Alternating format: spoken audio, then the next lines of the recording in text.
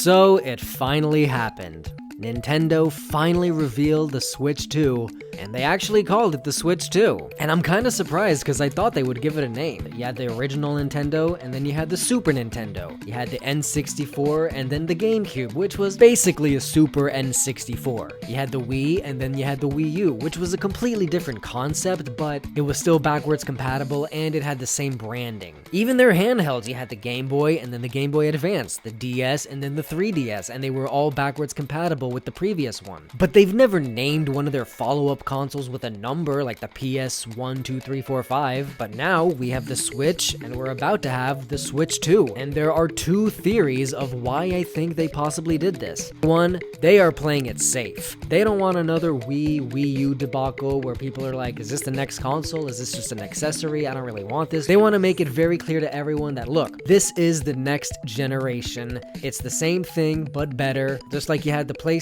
and then the PlayStation 2, you have the Switch and the Switch 2, no confusion, and they just want to lock that down. That's the main reason most people are going with. But there's another one that I think is worth considering. What if they're future-proofing themselves? I don't know if you guys are familiar with how numbers work, but after the number 2, comes the number 3. And there's even another number after that called 4, and then 5 and 6. And numbers just keep going on and on. And what if they're planning to do a Switch 3 and 4 and 5 and just on and on? I mean, I would be a little bit surprised because Nintendo has always been about experimenting and trying new and sometimes weird things. So on one hand, it would be kind of disappointing, but on the other, way bigger hand, it would be way more exciting. The Switch, as I've said in another video, is like the culmination of everything they've worked toward as a gaming company, toy company, and entertainment company. Even the way they presented that thing in the 2017 presentation, they were like, hey, the Game Boy was portable, the N64 had the first thumbstick, the Wii had motion controls, and the Switch